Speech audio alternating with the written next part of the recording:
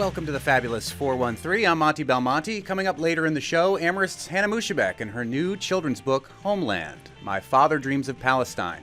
Hannah's father is the publisher of a local publishing company, Interlink. And her uncle, who is also featured in her book, is the owner of Booklink Booksellers in Northampton. We'll talk books, bookstores, publishing, and Palestine coming up later in the show. A story that caught my attention today from the Republican and Mass Live, written by my friend Dave Eisenstatter. East Hampton protests scheduled Monday over rescinded superintendent job offer. The article starts, supporters of Vito Perrone, who said his job offer to be East Hampton's next superintendent was rescinded last week, will gather in East Hampton on Monday evening to show their support.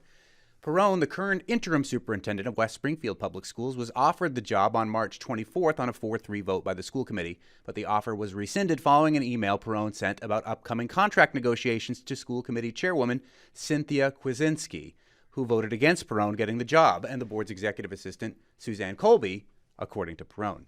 Perrone said he was told members were offended that he addressed the email to, quote, ladies, called the term a microaggression, and rescinded the job offer.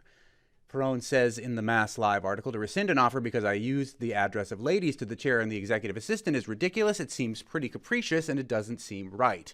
He added that the use of ladies was the only reason given and that an apology was not even possible.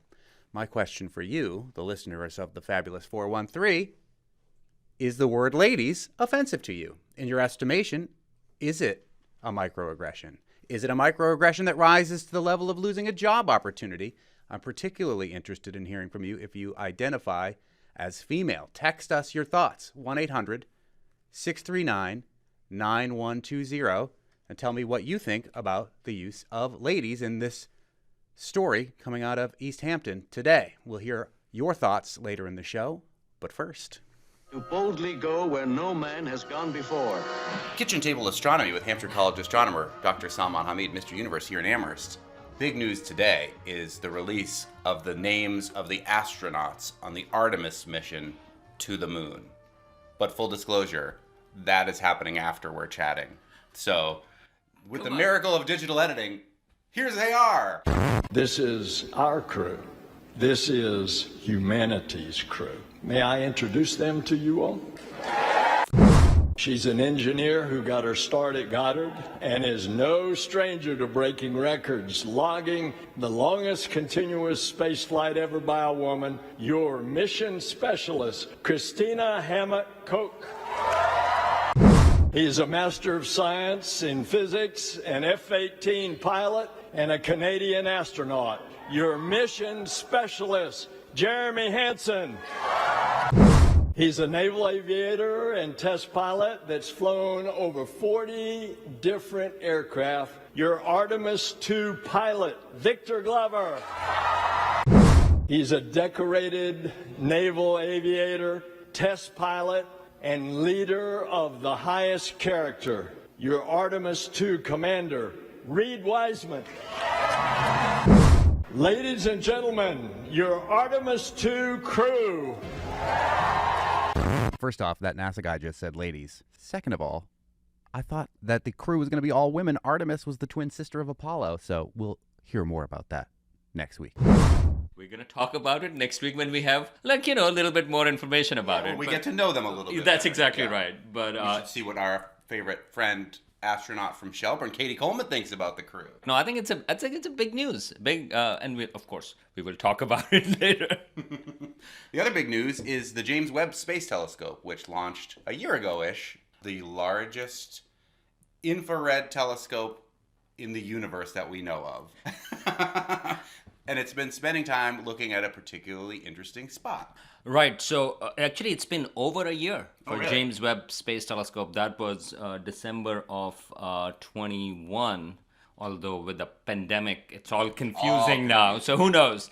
But the first results from James Webb Space Telescope were released in July of last year. Mm-hmm. So that is true. But one of the objects that everybody was waiting for was to look at TRAPPIST-1 system. Is it filled with monks who brew beer? That is exactly what I was thinking about.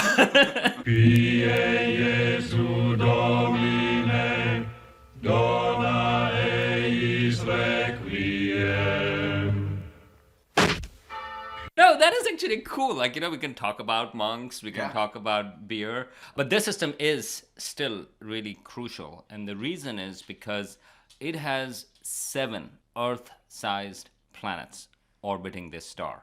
How many does our solar system have? 1? Or does Mars count as an Earth-sized Well, planet? if you talk about sort of like rocky planets, then certainly Mercury, Venus, Earth, and Mars. Interesting planets, no offense to Mercury, but interesting planets would be Venus, Earth, and Mars because they are close to the habitable zone and life could have and did in one case certainly did emerge. Having rocky planets, small rocky planets is a really big deal. And this particular star is not like the sun. So TRAPPIST-1 is much smaller than our sun. It's called a red dwarf. But it's much cooler than our sun.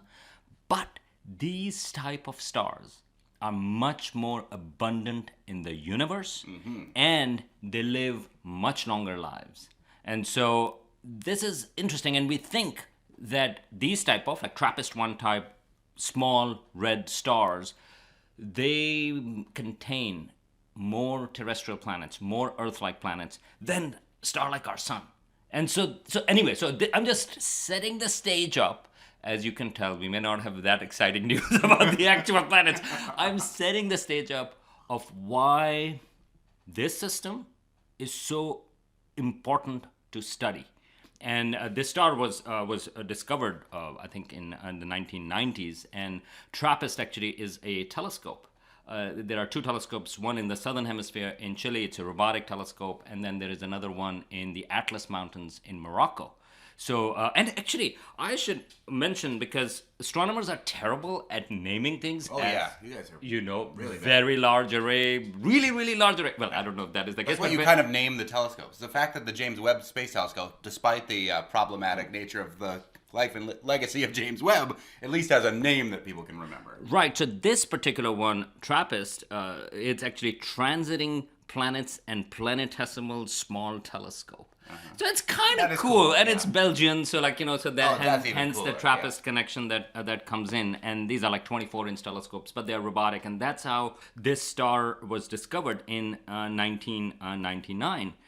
But then astronomers detected planets orbiting around it, and not just 1, but 7. And astronomers named these. So the first planet detected around a star, it's given a designation of small b. And so TRAPPIST-1b is the first one discovered. So it has B, C, D, E, F, G, H, and they are actually in order. So B is the closest one, and then C, D, E. As it turns out, this is an unusually compact system.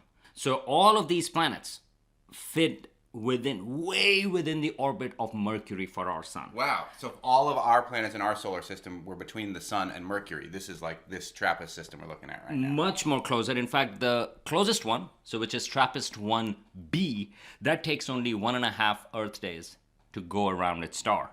And the farthest one takes 19 days. So that's a year. The farthest, For longest that, year yes. in that solar system is 19 days. And for Mercury, it takes 88 Earth days. So you can see it's a very compact system, but the star is much cooler. So despite of that, there are at least 3 of these planets, which are D, E, and F, which we think they are in the habitable zone, meaning to say that they are far enough from the star that, in theory, water can exist in liquid form. Sometimes they call it the Goldilocks zone. Not too hot, not too cold, just right. Oh, that's too hot. That's too cold. And that's just right. With all of this mythology and fairy tales, I mean, it's a red dwarf star. There are 7 little, planets around it. It feels like we're talking about Snow White here. That's right. I think this planet should be named Disney. Well, soon enough, Disney will own it. That's right. So that's one of the reasons why James Webb Space Telescope, because it can potentially detect atmospheres around it. And if you can detect atmosphere, you can figure out, for example, if there is oxygen in the atmosphere or not. And on Earth, the oxygen here, molecular oxygen in the atmosphere, was actually a result of life. And so that is sort of like one of the indirect signatures that you can detect. And so Hubble Space Telescope, and there was another space telescope, Spitzer Space Telescope, they tried pushing their limits and tried to see atmospheres, and they didn't see it. But the problem was they weren't really pushing their limits. James Webb Space Telescope is designed to look for these things, and they have been looking at this particular system. And so far, astronomers have released the results of only TRAPPIST-1b, which is the closest one, 1.5 days. It takes 1.5 days to go. It's not in the habitable zone. And the results are, drum roll please, Monte. No atmosphere. Oh, dang it. Okay, but look, first of all, it is amazing that we can actually detect sort of like, whether there is an atmosphere or not. Because the planet, in this case, is reflecting light, and it's reflecting light in the infrared, and James Webb Space Telescope is designed to look at that, and it can figure out how hot this planet that is orbiting around TRAPPIST-1, which is actually, by the way, 40 light years away. So relatively close, but still quite far, and it's a very small star and a small planet around it. And they can figure out what temperature there is. And it turns out it's too hot. Oh, that's too hot. Yeah, which would be expected. Nevertheless, they did not see any atmosphere around TRAPPIST-1b.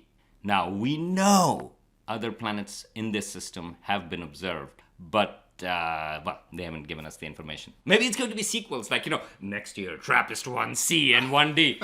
But I just watched John Wick 4, and I was like, wow. Did he have an atmosphere? He did. Yes. Okay, there you Keanu go. always An has aura. an Yeah, there you go. Yeah, not really. So right now, it's a good test of technology to a certain degree. We got a lot of information, and this is the first time, actually, that we have really gotten good information about an Earth-sized planet in terms of the atmosphere. If you remember, one of the first results from James Webb Space Telescope was an atmosphere around WASP-39b. And so that was a very hot planet, and I think it was around a sun-like star. But that was expected to be very hot, no life in there. But there was an atmosphere around it, and it detected that. Here is a case that we are actually looking at a system which, first of all, is much more common. And secondly, that James Webb Space Telescope can actually give you information about what is happening to a certain degree on the planet, even if this result is negative.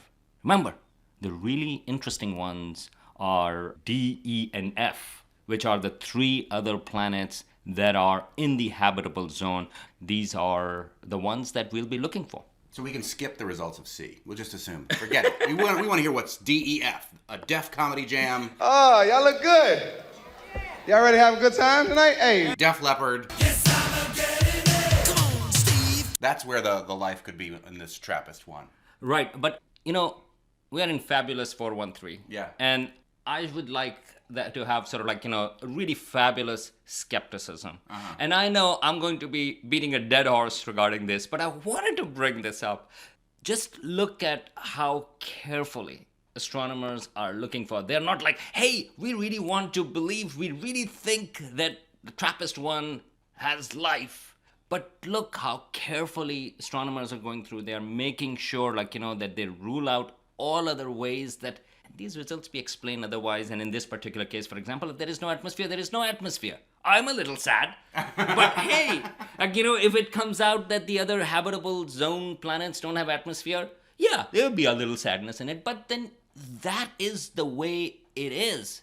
Compare that, where I'm going with that, about the UFOs. Yeah. Right? I mean, oh my goodness, we cannot explain these things, but not just that those are things that we don't know what those are, but rather those are spaceships flying from somewhere else, and so on and so forth. So this just gives you, again, one more time, an idea of how science works in general, or good science works, and some of the big claims that often turn out to be wrong, and we don't have. So Fabulous 413, fabulous skepticism. Coming up, Amherst's Hannah Moushabeck and her new children's book, Homeland, My Father Dreams of Palestine. We'll meet Hannah, her father, and her uncle, all featured in the new book and all part of the book publishing world. And a reminder of the story that caught my attention today from the Republican and Mass Live. East Hampton protests scheduled Monday over rescinded superintendent job offer. Supporters of Vito Perrone, who said his job offer to be East Hampton's next superintendent was rescinded last week when he addressed an email to, quote, ladies. Is the use of the word ladies offensive to you? In your estimation, is it a microaggression? And is it a microaggression that rises to the level of losing a job opportunity? I'm particularly interested in hearing from you if you identify as a female. You can text me your thoughts, 1-800-639-9120. You're listening to the Fabulous 413 on NEPM.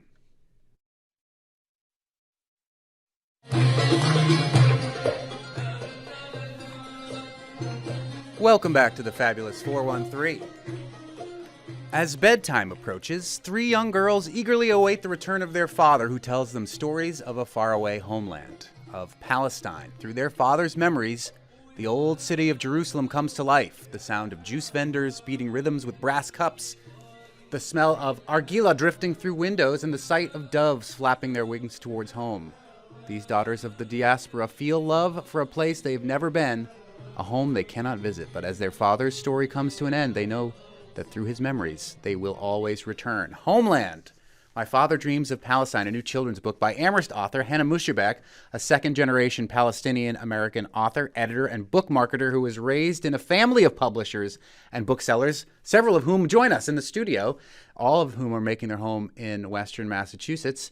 Hannah, born into Interlink Publishing, started in Brooklyn, a family-run independent publishing house, which is now located here in Western Mass, and learned the power of literature at a young age. Hannah Moushabeck, welcome and congratulations on the book. Thank you so much. Thanks for having me. It's my pleasure. I remember you from your time, I think specifically with children's books, at the Odyssey Bookshop, right? That's right. I've worked at quite a few bookstores in the Pioneer Valley, and was fortunate enough to work with children's book authors, across the valley with their book launches and their promotions and hand-selling books to a lot of your kids out there. Now, you come from a book publishing family and a bookstore owning family. That doesn't always necessarily mean that you have the desire or talent to be an author yourself. What was it that turned the key for you where you said, I'm going to give this world that I live in on sort of the behind-the-scenes aspect of things a whirl going forward? Yeah, my sisters and I used to joke when we were growing up that we were going to be doctors. But, after being introduced to the concept that books can change the world and books can change lives, it was really difficult to do anything else. I grew up as a infant, learning my ABCs, in my uncle's bookstore by shelving books, being at book conferences with my parents, playing under the table. My first ever job was in my uncle's bookstore. So I was sort of led directly into this career, and I have no regrets. Your uncle and your father, who the Homeland, My Father Dreams of Palestine, is about, told sort of through his lens, with your uncle in there as well. Michel Moushabeck, people may know you, Hannah's father, because of your publishing Interlink Books, which is now located where? Interlink Books is now a 35-year-old Massachusetts-based, in Northampton, independent publishing house. And it got its start in Brooklyn, right? We started in Brooklyn in 1987, and back in 1992, that's 31 years ago, we moved to the Valley.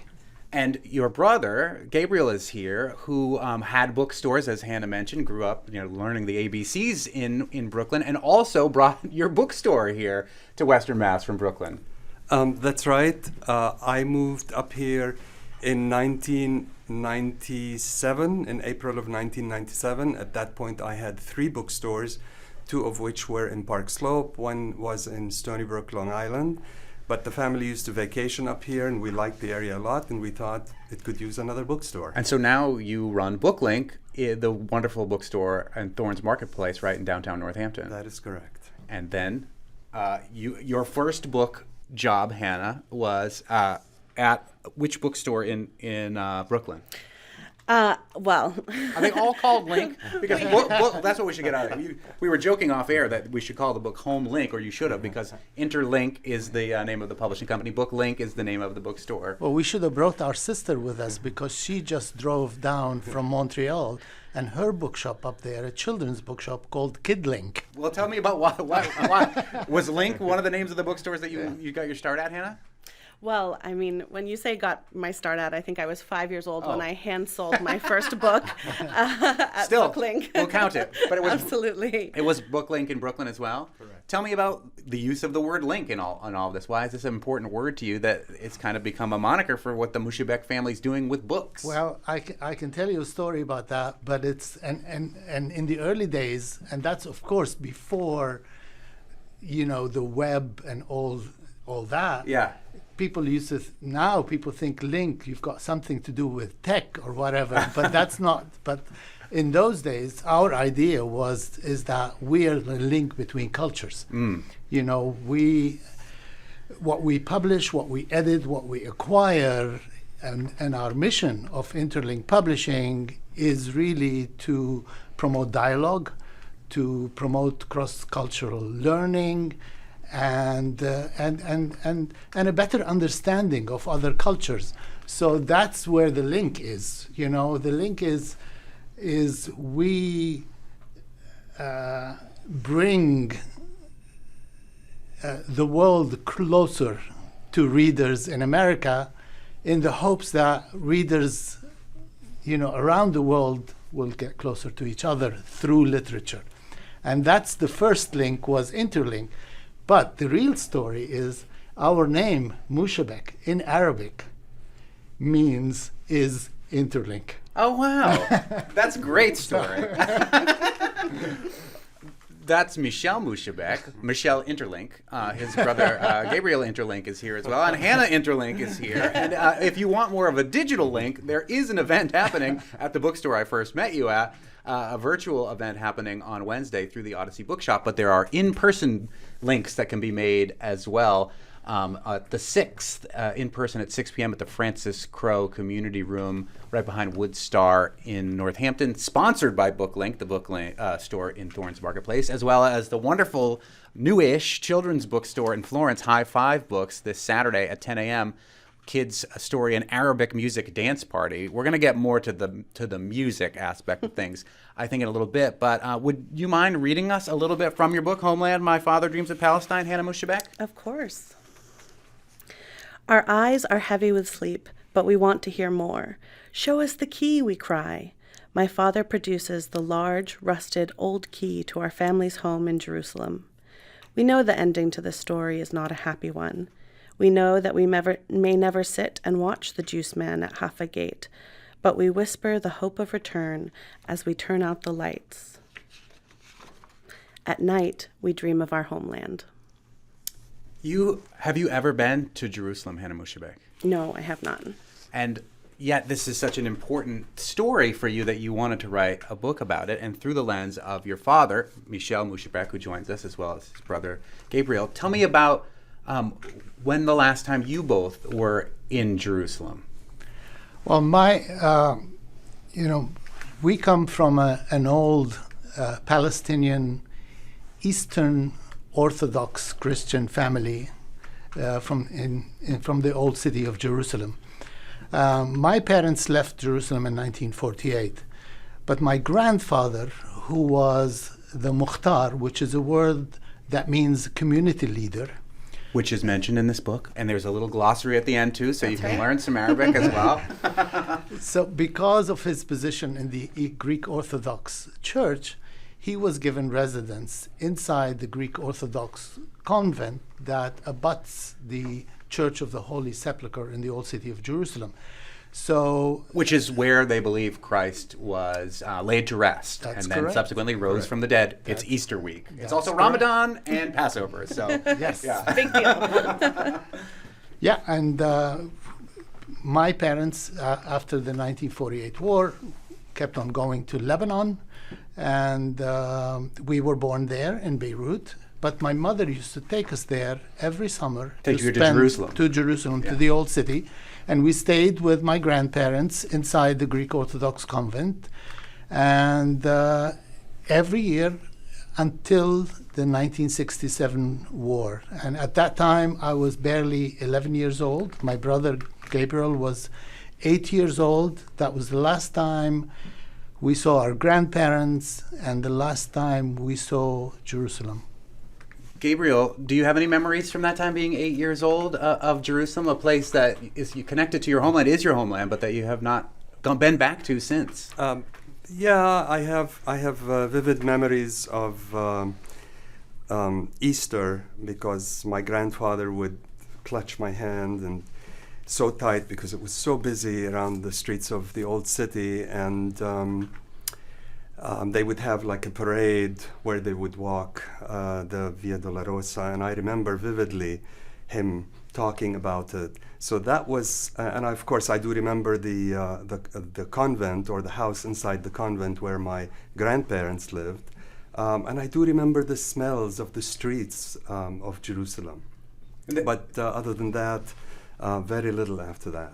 The irony is that I am the person who has been in Jerusalem most recently of all these people in the room who are connected to this book, Homeland, My Father Dreams of Palestine by Hannah Moushabeck. I spent a semester there in 1998, a relatively peaceful time. The Clinton Camp David talks were happening. Things were starting to move forward. It was before what they call the Second Intifada, and I lived exactly where much of this book takes place, right outside the old city walls. If you're not familiar with the geography and the lay of the land of Jerusalem, it's a beautiful old city, and the walls still stand, and then there's a more contemporary city outside of those walls. And then there's East Jerusalem, which you can walk from one neighborhood to another neighborhood, and the drastic difference in the way the services are, the roads are paved, that kind of thing is stark for anybody who, like me, from a Western perspective, wants to see what the political situation is on the ground between the Palestinian side of the city of Jerusalem, the east side, and the quote-unquote new city in the western part of Jerusalem. Joined in studio here on the Fabulous 413 by Amherst Hannah Moushabeck, whose new book, Homeland, My Father Dreams of Palestine, talks about the stories of her father, Michel Moushabeck, who is the publisher behind Interlink Books, and Gabriel Moushabeck, who is the owner of Booklink Books in Thorns. I am glad to know that Moushabeck means link, and we're going to connect more of these links between Palestine and Jerusalem and books and the Valley coming up in just a little bit. You're listening to the Fabulous 413 on New England Public Media.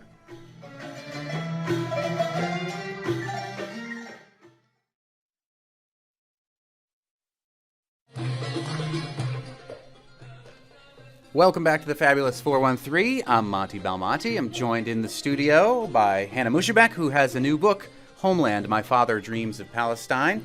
Her father, Michel Moushabeck, is in the studio, as well as her uncle, Gabriel Moushabeck, who are both featured in this book. And as I've been mentioning before, Hannah has lifelong links to the world of books, thanks to her uncle's bookstores in Brooklyn, and thanks to her father's book publishing company. That is the links that bring it all together.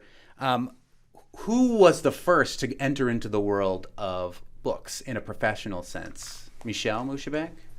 Yes, I was the first. I came from war-torn Beirut to study at NYU.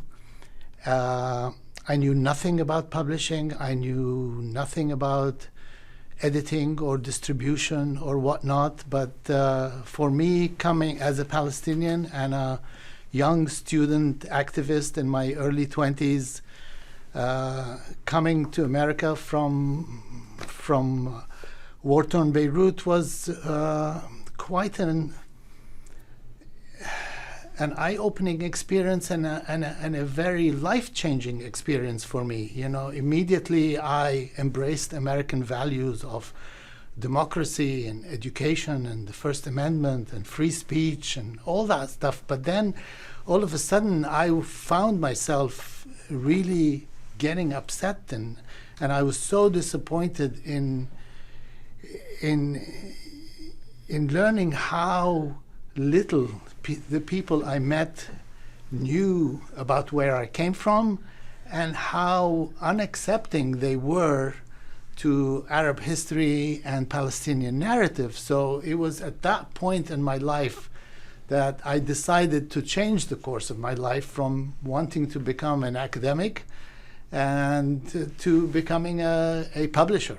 So that's, at that point, it was, in the mid-'80s when that happened. And you were using these books that you were trying to publish to change people's minds and hearts using literature. Well, that's the idea, because and I was also passionate about literature and translation. Mm-hmm. I was a voracious reader in my younger days, and I wanted to introduce to Americans the amazing literature that I grew up with. So I started with a lot of literature in translation. We publish now about 60 books a year. Mm-hmm. We specialize in fiction and translation. We do a lot of history, politics. We are known in the U.S. as one of America's most awarded cookbook publishers, believe it or not. Yes. I believe you were featured. Were you featured in another cookbook? It's my sister. Oh, your sister is, yes, because the Moushabeck family is sprawling. It's hard to keep you all. Yes. And that was a cookbook that was published in the rise of the Trump era, where there was a lot of anti-immigrant rhetoric to try to say these are recipes that people can know and love from the immigrants who have come to this country. And that's my oldest daughter, Layla Moushabeck, and who was the author of The Immigrant Cookbook, which I have on my shelf. Recipes that make America great. We're speaking with the Moushabeck family. Hannah Moushabeck, who has a new book, Homeland, My Father Dreams of Palestine. That was just her father, Michel, speaking there. Growing up surrounded by all these books, what are the books that you remember, while you've got an uncle and a father that are trying to change the world through literature, that you remember reading that changed your own personal world and sent you on your own course towards books and book publishing? And now you work for Simon & Schuster. As I mentioned before, you worked at the Odyssey. You worked at all sorts of bookshops in the area. What were some of those first books that made an indelible mark on you? Yeah, so growing up, my sisters and I only had one book that was written by a Palestinian American about Palestine. It was called City's Secrets by Naomi Shihab Nye. And she, to this day, is one of the most prolific children's book writers of Palestinian American descent. But there was a real lack of other options. In fact, this book, the book that I have just written, will be the first book to be traditionally published by a large publisher, the first since that book came out in 1994, Wow. So almost 30 years. What has is this book officially out to other people that don't have a radio show and get it early? That's right. It's Yes, out? on Tuesday it came out. Okay, good. So what has been the early response to this? Have you been hearing from a lot of people that have Palestinian descent? Has there been dissent in regards to it? Because, again, this is still a hot button issue. We hear about what Netanyahu is doing right now in the judiciary in Israel. That these are issues that are day in and day out dominating the dialogue of the United Nations. Yeah, so the outpouring of love and support, not just from the book community at large, but Arab Americans and Palestinian Americans, has been so incredible. I was at a conference last weekend where someone came up to me with a recorded message that her Palestinian friend wanted me to hear, because she wanted me to hear the feeling in her voice when she cried on the phone and told me how incredible it was that she could introduce her daughters to her homeland through a book. And that was the first time that had ever happened to her. I've been working in children's literature for 10 years, and we see again and again the scientific evidence that children seeing themselves represented in books and literature and media is so deeply integral to their confidence, to their learning. In my mission to increase diverse books through my job in publishing, I've been able to work with some of the most incredible creators, Raoul III, Christian Robinson's early start. I've been able to support, local creators like Mike Corrado and Grace Lynn. I've done events for them. And I always sort of had this question in the back of my mind, what about my people? What about my nieces and nephews? When are they going to see themselves represented as well? So that was sort of the catalyst to get me to write this book. And, once the deal was acquired, I realized that I didn't want this to be the only book for another 30 years. So starting last year, I created a group called Palestinians and Kids Lit to help educate and inspire other writers. And I'm happy to say that there are 5 more children's books coming out in the next 3 years by Palestinian Americans. Taking up the family mantle and trying to change people's minds and opinions by exposing them to different points of view that are hard to access. We're speaking with the Moushabeck family. That's Hannah Moushabeck, whose brand new book, Homeland, My Father Dreams of Palestine, is out. There are at least 3 events that are going to be coming up that you can participate in a conversation with Hannah Moushabeck about, including this Wednesday at 6 p.m., where it will be on Zoom via the Odyssey Bookshop, joined in conversation by Moushabeck? That's right. Is that your cousin, if I've done the math correctly? My sister. Okay, your sister. Yeah, there are a lot of Moushabecks there. And then the next day, in person, 6 p.m. at the Francis Crowe Community Room, sponsored by BookLink, the bookstore that her uncle Gabriel owns, and High Five in Florence on Saturday, April 8th at 10 a.m., a kids' story and Arabic music dance party, as well as the Carl later in the month there at Carl Museum on April 17th.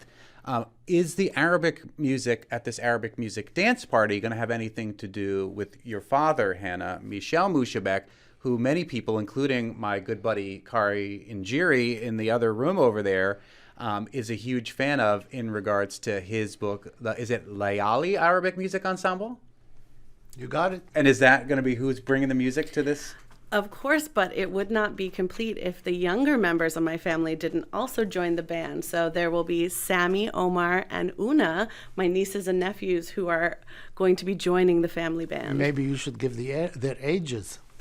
They are 3, 4, and 6. Oh my goodness. This Moushabeck clan continues to grow and expand. And when you read the book, Hannah, there's a lot of talk about the rhythms that your father experienced from the streets of Jerusalem. Is that what informed? You're a drummer. You're a fantastic drummer. Is that really where the inspiration for your rhythm comes from? Those streets? Well, this is really one thing that influenced me more than anything else as an 11-year-old kid was watching the hands of that juice vendor in the old city of Jerusalem. The juice vendor who goes from neighborhood to neighborhood, and he would announce his presence by playing all those intricate rhythms on brass or copper cups and saucers.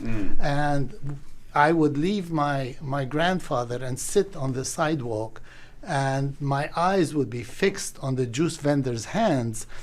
And then later on during the day, when I go back home, and to my grandmother's horror, I would practice those rhythms on her china and would end up with a spanking. A rhythm of its own.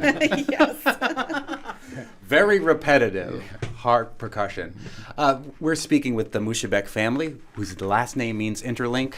Interlink Publishing is Michel Moushabeck's publishing company. Gabriel Moushabeck owns BookLink, the bookstore, and Thorns, and Hannah Moushabeck. This is your first book, right? That's right. Yeah, coming from such a storied, pun intended, career locally with the bookstores and getting to know you through that a little bit, to working at Simon & Schuster, where you work now, to having this first book published. It's pretty amazing. I want to hear, when we come back, some more of your thoughts in regards to access to stories that aren't often told in an era where people are trying to ban access to stories. And I want to hear you, the listeners' thoughts on what's been going on in East Hampton. The next superintendent was rescinded as an offer to become the next superintendent there when he addressed an email to ladies. Is the use of the word ladies offensive to you? In your estimation, is it a microaggression? Is it a microaggression that rises to the level of losing a job opportunity? And I'm particularly interested in hearing from you if you identify as a female. You can text me your thoughts, 1-800-639-9120. You're listening to The Fabulous 413 on New England Public Media.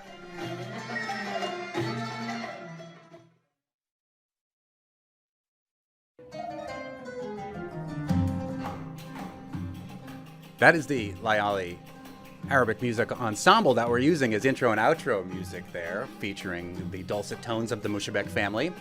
Hannah Moushabeck, not featured in the music, does have a new book out called Homeland, My Father Dreams of Palestine. Talking to parents and educators about her new book this Wednesday and Thursday in different locations through the Valley, and joined by your sister on Zoom on Wednesday, and also at the the Woodstar, behind Woodstar at the Francis Crowe Community Center, sponsored by BookLink, on the 6th, and at High Five in Florence this Saturday, a new children's bookstore there. I've also been asking you, the listener, if you find the word ladies offensive. The future superintendent of East Hampton Schools was pre-fired, I guess, because he sent an email using the word ladies. We'll hear from what you have to say about that via text at 1-800-639-9120 coming up in just a little bit. But Hannah Moushabeck, as well as Michel Moushabeck and Gabriel Moushabeck, all now U.S. citizens, but of Palestinian origins.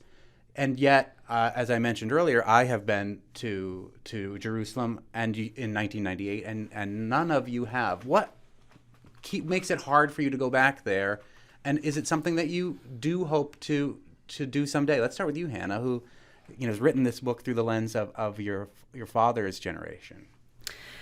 I think that that's one of the tragedies of displaced families, when there are gatekeepers that can prevent you from accessing your homeland. I think that can be really difficult for subsequent generations. I would love to return. I would love to return with my family. There are barriers in place that have prevented us, but not just us. Rashida Tlaib, who is, a sitting congressperson, was also prevented from going back, and in fact missed the death of her grandmother. So, this is not something that is unique to our situation. This isn't even unique to Palestinians, and it's something that's really tragic about the effects of the refugee crisis. I do appreciate that you put in your artist bio at the end of the book. She lives in Amherst, Massachusetts, on the homelands of the Pecumtuck and Nipmuc nations. That's right. Colonialism is across the globe and affecting people day in and day out. Michel, what keeps you from trying to go back to the land that your daughter writes about in her first book?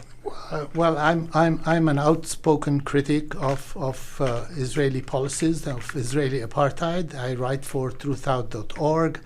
I write a weekly newsletter at Interlink, and often deals with Palestinian and Israeli issues, and as much as I would love to go to Palestine and go to Jerusalem, I think that the Israeli government would not allow me to go in because of the type of books that I publish, because of my writing, and so on. What about you, Gabriel? Have you made an attempt to go there, or do you have any desire to go back to the land that you haven't been to since you were 8 years old? I would love to go, to be honest, but I feel the same way as my brother. I feel because of our activism as a family, and the Moushabeck name is a prominent Jerusalemite name, if you will. I feel that we would be given a very difficult time to go back, even for a visit. And we do have still relatives who live there, but we've heard many, many stories of close friends of ours who were just either returned at the airport or just have, spent hours and hours of interrogation. And I'm not sure I want to go through that. Even when I went through hours and hours of interrogation, and people on the way trying to even leave Jerusalem missed their flights because of the hours and hours of interrogation. And I understand the need for all human beings to feel a sense of security, but I also understand the need for all human beings to have a sense of home and place. And it's a beautiful book and a way to look at this through a lens even thousands and thousands and thousands of miles away on the other side of the planet, with this new book, Homeland, My Father Dreams of Palestine, by Hannah Moushabeck. 3 events happening in short order, one on Wednesday via Zoom through the Odyssey Bookshop. On the 6th, Thursday, the Francis Crowe Community Room behind Woodstar, sponsored by BookLink, your uncle's bookstore, and at High Five in Florence this Saturday at 10 o'clock with kids and Arabic music dance party. Now, I'm not putting you on the spot because I asked if this would be okay to start with you, Hannah Moushabeck. I've been putting it out there in an era where people are getting called out for the different uses of language. What would have been superintendent of East Hampton was pre-fired because he sent an email addressed to ladies, and it was called a microaggression. What is your take on the use of ladies, Hannah Moushabeck? Again, I asked her permission. I'm not just putting her on the spot. Well, from someone who has been called ladies many, many times in my professional life, it definitely makes me cringe a little bit, particularly when I know that so many families in the Pioneer Valley have gender-expansive, gender-nonconforming children. So, having a superintendent that maybe doesn't have the knowledge to recognize that this term might be problematic, it is a red flag. 800-639-9120 in the last couple minutes we have left if you want to send in a text about your thoughts about the use of the word ladies that this East Hampton superintendent, or would have been East Hampton superintendent, Vito Perrone, used in an email. There will be a protest there tonight in an attempt to try to rescue his job. Mary Lou Sullivan in Amherst texted in, I am a woman and I'm not offended when referred to as a lady. There may be somewhat of a microaggression that I'm not sensitive to. However, I think making that a reason to rescind a job offer is a huge overreaction, in my opinion. We also got another text, also from Amherst, Barbara Partee, retired linguistics professor, saying, for me, ladies as a form of address is simply old-fashioned polite, as in ladies and gentlemen. The only use of ladies that could seem offensive to me would be a reference to the little ladies or something like that. I'm an 82-year-old woman who has lived mostly in the East. Note that such usage varies considerably over regions, generations, and subcultures. Sociolinguists could tell you much more. So thank you for everybody who texted in your thoughts. We'll see what happens with this protest tonight. We'll see if he's unpre-fired and rehired, or if this microaggression will rise to the level of needing to find a new superintendent for East Hampton. Meanwhile, thanks again to everybody who's joined us in the studio here today. Hannah Moushabeck, with your first book. Any other books? You work for Simon & Schuster, so maybe you have an in there. Is this the first of many books that we will be hearing about? Or? Oh, I hope so. Any little tidbits that you want to give us? Any little teasers? Nothing I can talk about yet, but it will be unapologetically Palestinian and unapologetically queer. Interesting.